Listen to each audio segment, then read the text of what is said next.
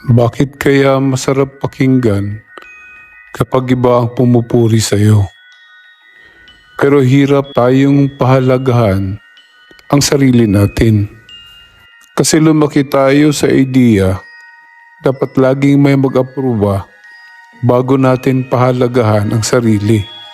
Kahit kapag may nagsabi ng ang galing mo o ang bait mo, para bang doon lang natin nararamdaman ang halaga natin.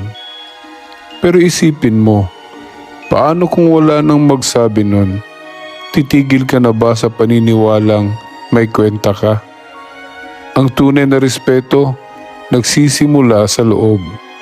Kung marunong kang magsabi sa sarili mong, ginawa ko ang best ko, o karapat-dapat ako sa pagmamahal, mas titibay ka. Dahil ang validation na galing sa iba ay pansamantala. Pero ang kumpiyansa na galing sa sarili ay pangmatagalan. Ako si Maskara. Hindi mo man ako kilala, pero naiintindihan kita.